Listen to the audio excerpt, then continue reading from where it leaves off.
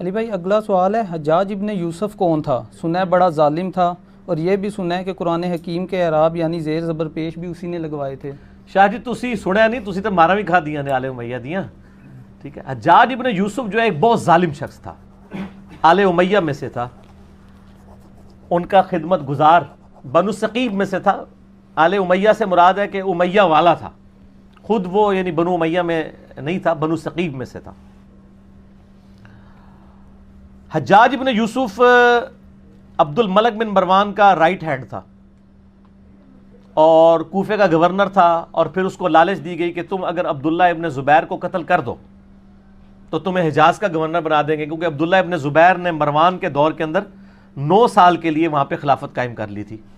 شہادت حسین کے بعد مسلمان حکومتیں 2 حصوں میں بٹ گئی تھیں، شام میں اور باقی سارے ایریا میں یزید یعنی حکمران تھا، اور یہاں پہ چونکہ شہادت حسین کے بعد آپ کو پتہ ہے واقعہ ہررا ہوا، اور اس کی وجہ سے ایک ریونج تھا شہادت حسین کے ریونج میں، چونکہ اہل مدینہ نے بیعت توڑی تھی اس لیے یزید نے حملہ کروایا تھا مدینہ شریف پہ، اسے واقعہ ہررا کہتے ہیں۔ اس کے بعد خانہ کعبہ شریف میں اس پورے ایریا میں عبداللہ ابن زبیر نے حکومت قائم کر لی، پھر ان کو بھی شہید کرنے کے لیے اس نے بھیجی فوج، لیکن وہ کامیاب نہیں ہوئی۔ پھر مروان بعد میں آیا، بیچ میں کچھ عرصے کے لیے یزید کا بیٹا تھا معاویہ، لیکن اس نے چھوڑ دیا، معاویہ ابن یزید۔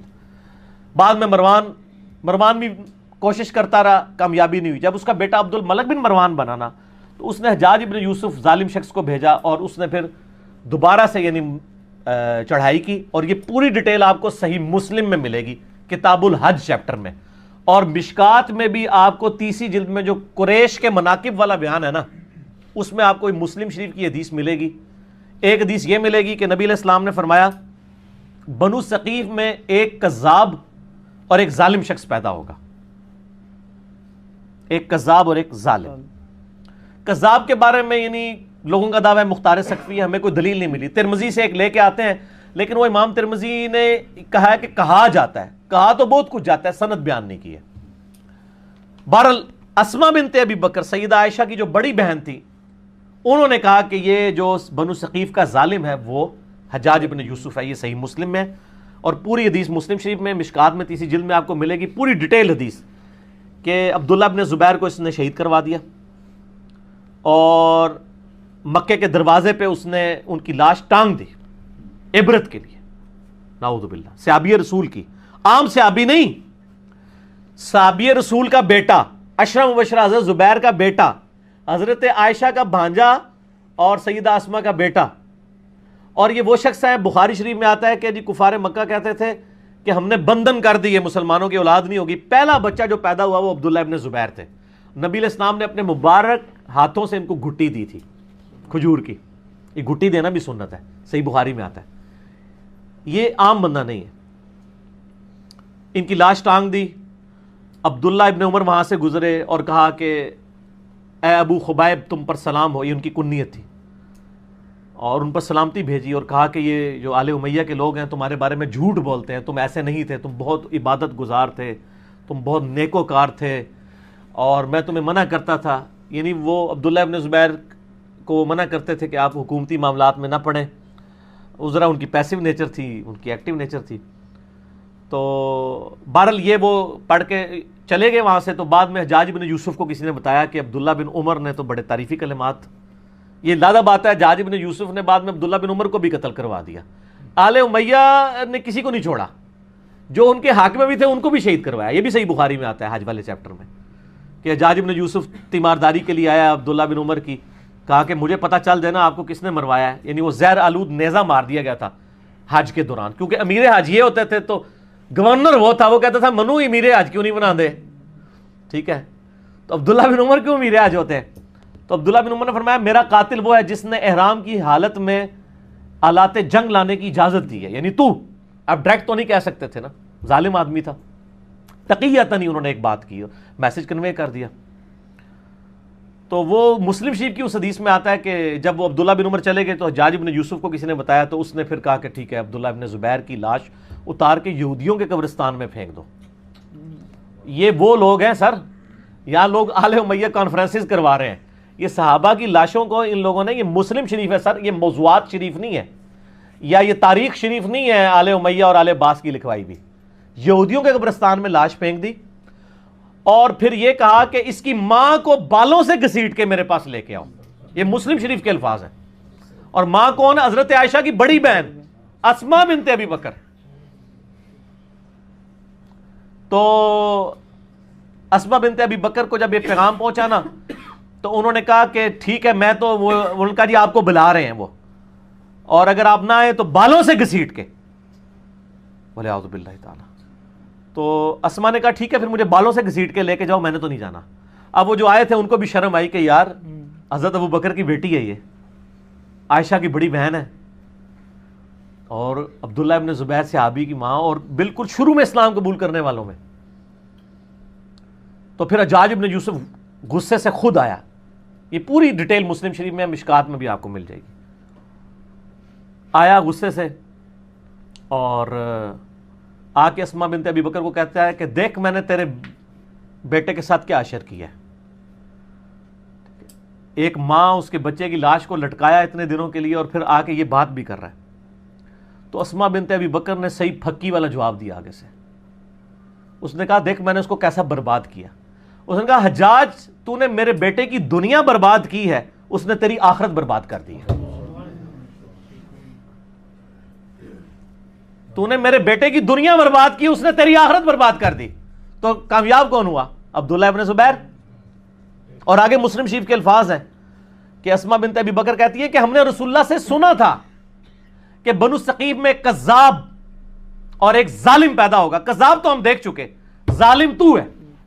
حجاج ابن یوسف سے کہا ٹھیک ہے. اور پھر فرمایا کہ میں نے سنا ہے تو مجھے کہتا ہے کہ 2 آزار بند والی. یہ سیدہ اسماء کی یعنی آپ سمجھ لیں ایک خصوصیت کے طور پہ بیان کیا جاتا تھا, 2 آزار بند والی. تو اس نے کہا ہاں. تو ان کا تجھے پتا یہ 2 آزار کیوں تھے؟ ایک یہ جو آزار میں باندھا کرتی تھی نا ابو بکر اور رسول اللہ صلی اللہ علیہ وسلم کا کھانا لے کے میں غار ثور میں جایا کرتی تھی, اور دوسرا آزار میری تہمت ہوتی تھی جس سے کوئی عورت بھی آزاد نہیں ہو سکتی, اور اس وجہ سے میرا نام پڑ گیا تھا 2 آزار بند والی, رسول اللہ صلی اللہ علیہ وسلم کا کھانا لے کے. تو آپ اندازہ کریں کہ آل امیہ نے ان لوگوں کو جنہوں نے اسلام کے لیے اتنی قربانیاں دی تھی ان کے ساتھ کیا کیا ظلم کیے ہیں. صرف آل رسول کے ساتھ ظلم نہیں کیے, باقی صحابہ کی اولاد کے ساتھ بھی. یہ جو آج جو ہے وہ سعودیہ کے ریال لے کے ان کے فضائل و برکات جھوٹے بیان کرنے کی کوشش کر رہے ہیں, ان کو پتہ نہیں ہے کہ یہ بھی کیا کر رہے ہیں, یہ اپنی دنیا بچانے کے چکر میں اپنی آخرت برباد کر رہے ہیں ان کی جھوٹی وکالت کر کے. اور سر آپ کو حقائق اگر جاننے ہیں نا تو آپ یہ میرا ریسرچ پیپر پڑھیں, واقعہ کربلا کا حقیقی پس منظر 72 صحیح الاسناد احادیث کی روشنی میں. اہل سنت کی مین اسٹریم کی کتابوں سے میں نے 200 روایتیں جمع کی ہیں, اکثر بخاری اور مسلم سے. تو یہ جناب حجاج ابن یوسف تھا اور یہ اس کی اصلیت تھی. پھر اس کا اینڈ بھی ہوا ہے سر. ہر بندے کی اخیر ہوتی ہے نا, ہر بندے کی اخیر ہوتی ہے. پھر اس کو پھر کینسر ہو گیا تھا اور بڑی یہ بری بھیانک موت مرا ہے. اور موت کی اس نے آخری جس صحابی کو قتل کروایا وہ سعید ابن جبیر تھے, تابعی. ٹھیک ہے نا, وہ بھی بڑا دردناک واقعہ ہے, وہ میں بیان کروں تو آدھا گھنٹہ اور لگ جائے گا. اس کے بعد پھر وہ کسی پہ قادر نہیں ہوا قتل کرنے پہ. اور پھر بعد میں لوگوں نے خواب میں دیکھا ہے, ان کا مجھے روزانہ ہر شخص کے بدلے میں 1 دفعہ قتل کیا جاتا ہے, اور اس کے بارے اس سعید ابن جبیر کو قتل کرنے کے بدلے میں 100 دفعہ قتل کیا جاتا ہے جو میں نے اس کے ساتھ ظلم کیا تھا. وہ بھی شیان علی میں سے تھے, خیر التابعین ہے سعید ابن جبیر رضی اللہ تعالیٰ عنہ, عبداللہ ابن عباس کے شاگرد. بہرحال یہ حجاج ابن یوسف کی پھر اخیر بڑی بری ہوئی ہے نا, یعنی یہ پھر بعد میں ولید ابن عبد الملک بنا, عبد الملک بن مروان کا بیٹا خلیفہ, اور اسی دوران ولید نے یہ مہم چلانی شروع کی کہ کیونکہ اس کے باپ نے وصیت کی تھی کہ میرے مرنے کے بعد میرا بیٹا ولید بنے گا, اس کے بعد اس کا چھوٹا بھائی سلمان بن عبد الملک بنے گا. تو اس نے یہ مہم چلائی کہ نہیں میرا بھائی نہیں بنے گا, میرے مرنے کے بعد میرا بیٹا کیوں نہ بنے. یہ تحریک اس نے چلائی. جب یہ تحریک چلائی نا تو سارے گورنر آپ کو پتا لائی لگ ہوتے ہیں, سارے مان گئے. ایک گورنر ایسا تھا جس نے کہا کہ نہیں, وہ عمر بن عبد العزیز تھے, مدینہ شریف کے گورنر عمر بن عبد العزیز رحمہ اللہ تعالی. وہ بہنوئی بھی تھے اس کے ولید کے, مروان کے دو بیٹے تھے, ایک عبد الملک اور ایک عبد العزیز. عبد العزیز کا بیٹا عمر بن عبد العزیز ہے, یہ بھی مروان کی اولاد ہے. لیکن دیکھ لیں, اور اسی لیے ہم کہتے ہیں نا آل امیہ میں عمر بن عبد العزیز. مولانا طارق جمیل صاحب کو میں کہتا ہوں نا آل امیہ میں عمر بن عبد العزیز. ٹھیک ہے, آپ سمجھ رہے کیوں کہتے ہیں.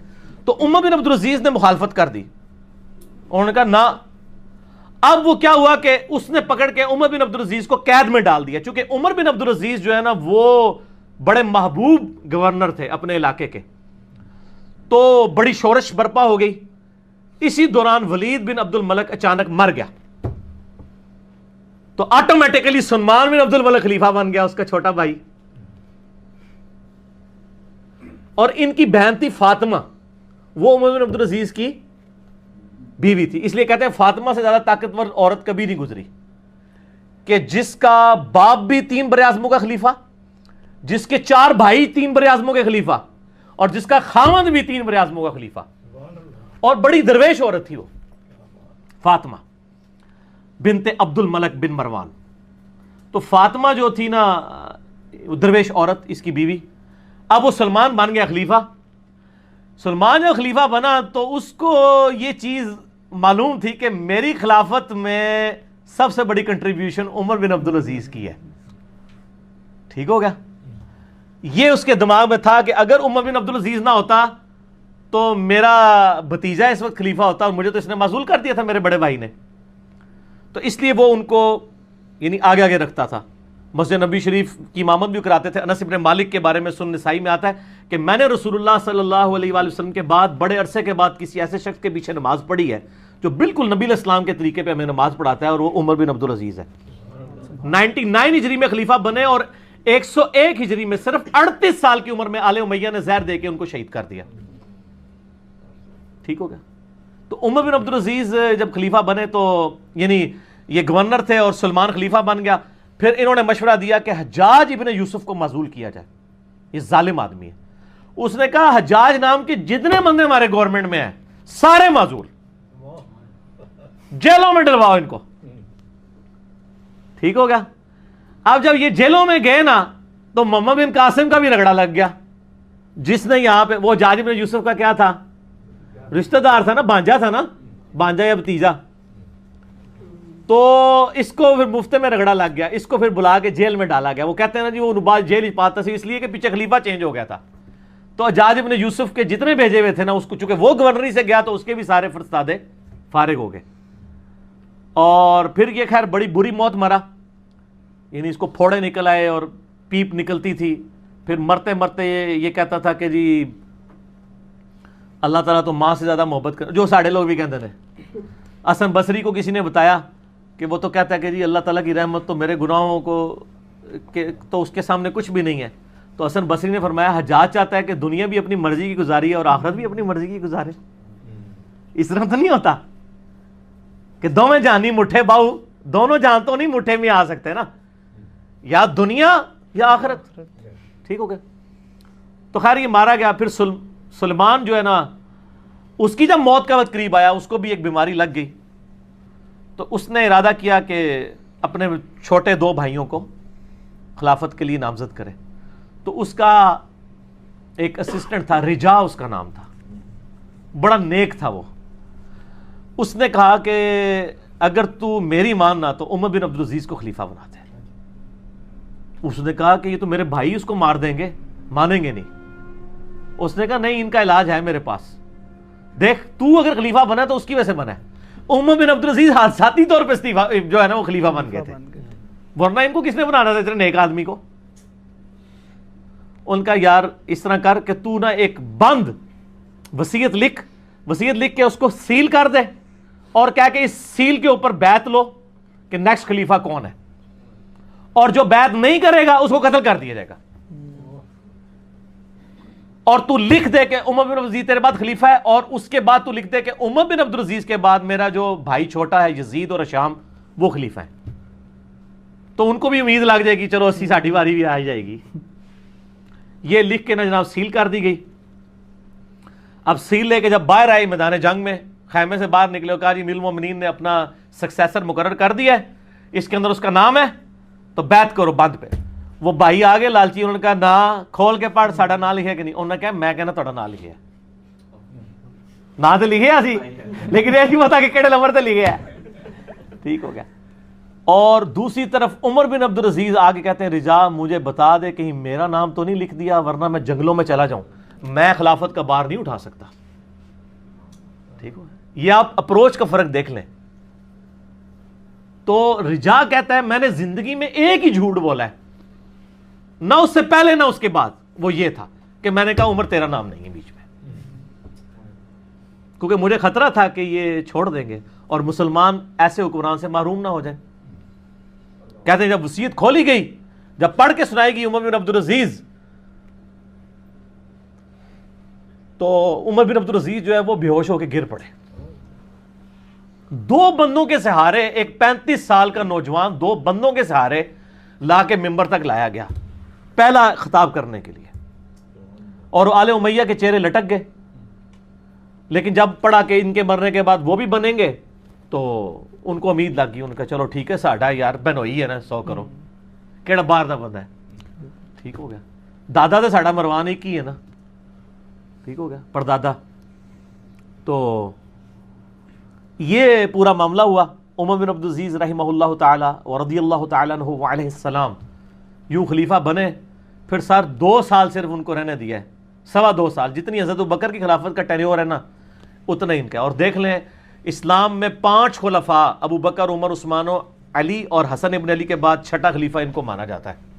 بیچ میں کسی کو خلیفہ نہیں مانا جاتا. علا منہاج النبوہ. 2 سال کے اندر, 2.25 سال کے اندر انہوں نے پچھلے 40 سال میں آل امیہ نے جتنی لوگوں کی جدادیں ہتھیائی تھی نا ان کی اولادوں کو بلا کے واپس کی. جو جاگیر فدق تھی وہ بنو ہاشم کے حوالے کر دی, اور ممبروں پہ جو پچھلے 60 سال سے سب و شتم ہو رہا تھا مولا علی پر, لعنت کروائی جاتی تھی, وہ بند کروا کے ان اللہ یأمر بالعدل والاحسان یہ والی آیت خطبے میں داخل کی. اور تبدیلی آ گئی جناب, یہ تبدیلی تھی جو آئی. اور راوی کہتے ہیں کہ جی عمر بن عبد العزیز جب خلیفہ بنے نا اس سے پہلے تک یہ حالت تھی کہ لوگوں کی چوراہے پہ یہ گفتگو ہوتی تھی تیرے کتنے پلاٹ ہیں اور تیرے کتنے بنگلے ہیں اور تیری کتنی بیوی ہیں. اور جب عمر بن عبد العزیز خلیفہ بنے تو چوراہوں پہ یہ گفتگو ہوا کرتی تھی کہ تو نے اس ہفتے کتنے نفلی روزے رکھے اور کتنا قرآن پڑھا. کیوں کہ جب عمر بن عبد العزیز جمعے کی نماز پڑھانے کے لیے آتے تھے تو 10 15 پیوند ان کے کرتے کے اوپر لگے ہوئے ہوتے تھے.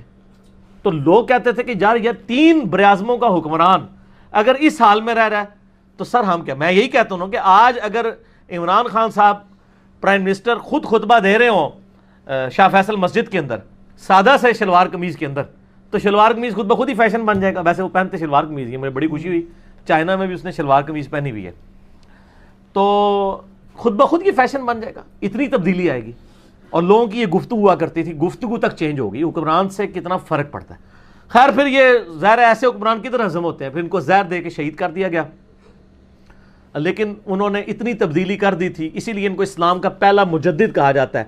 یہ واحد مجدد ہے اسلام کی ہسٹری میں جس کو سنی اور شیعہ دونوں مجدد مانتے ہیں. اس کے بعد کسی مجدد پہ متفق نہیں ہے سوائے امام مہدی 12ویں مجدد کے, 12ویں خلیفہ کے. یہ ہیں وہ شخص عمر بن عبد العزیز. چونکہ حجاج ابن یوسف کی بات تھی تو حجاج ابن یوسف کا انجام بھی بتانا تھا, اس کے ساتھ یہ ساری چیزیں جڑی ہوئی تھیں تو میں نے بتا دی اس لیے. اچھا اس سوال کا بھائی دوسرا حصہ تھا کہ جو کہتے ہیں قرآن حکیم پہ اعراب زیر زبر پیش. ہاں جی, اعراب والا جو مسئلہ ہے نا حجاج ابن یوسف والا, یہ بھی آل امیہ کا دعویٰ ہے. آپ امام قرطبی کی تفسیر اٹھائیں, انہوں نے تو کہا ہے کہ مولا علی کے جو شاگرد تھے ابو الاسود الدولی, انہوں نے مولا علی نے ان کو چیف جسٹس لگایا ہوا تھا کوفے کا, اور مولا علی کے کہنے پر انہوں نے قرآن پاک پہ زبر زیر اور پیش لگوائے تھے. اور یہ کوئی بدعت نہیں ہے, قرآن بدل نہیں گیا. جیسے آپ اردو میں دن لکھا ہو تو ہمارا بچہ بھی اسے دون یا دان نہیں پڑھے گا. عربیوں کو تو یہ زبر زیر کی ضرورت نہیں ہے, اجمیوں کے لیے لگوائے گئے تھے. اس کو بدعت کہنا جو ہے وہ بے وقوفی ہے. تو یہ سیدنا علی نے لگائے تھے, چونکہ آل امیہ ان کو نیچا کرنا چاہتی تھی اس لیے انہوں نے پکڑ کے ادھر لگا دیا. اور اگر لگوائے بھی ہوں تو بخاری مسلم کی حدیث ہے کہ اللہ تعالیٰ فاسق سے بھی دین کا کام لے سکتا ہے, اس سے کوئی فرق نہیں پڑتا. دین کا کام تو اللہ تعالیٰ کسی سے بھی لے سکتا ہے, اصل وہ اپنے اعمال کے مطابق اٹھایا جائے گا. ٹھیک ہو گیا. بخاری مسلم میں وہ حدیث ہے نا کہ ایک شخص بڑا اچھا قتال کر رہا تھا, آپ نے فرمایا دوستگی ہے. صحابہ کہتے ہیں ہمیں وسوسہ ہے کہ اتنا بہادر شخص دوستگی, اینڈ پہ زخموں کی تاب نہ لاتے ہوئے اس نے تلوار کھڑی کر کے اپنے آپ کو اس پہ گرا کے خودکشی کر لی. وہ صحابی کہتے ہیں میں اس کے پیچھے تھا کہ یہ دوستی کس طرح ہے, تو وہیں سے اس نے نعرہ لگایا صدق رسول اللہ صلی اللہ علیہ وسلم, رسول اللہ نے سچ فرمایا تھا کہ یہ دوستی ہے. تو پھر آپ صلی اللہ علیہ وآلہ وسلم نے فرمایا کہ اٹھو بلال, اعلان کر دو کہ آخرت کا دار و مدار خاتمے کے اوپر ہے. خاتمہ اس کا خودکشی کے اوپر ہوا ہے, اس لیے وہ یعنی حرام موت مر گیا نا. بظاہر وہ قانونی طور پہ صحابی بھی تھا, مجاہد بھی تھا, سب کچھ تھا, اللہ نے وحی کے ذریعے بتا دیا کہ یہ دوست کی ہے. تو یہ بڑا خطرناک معاملہ ہے. اللہم من احییتہ منا فاحیہ علی الاسلام ومن توفیتہ منا فتوفہ علی الایمان. آمین. Thanks for watching. A like would be appreciated. And don't forget to subscribe.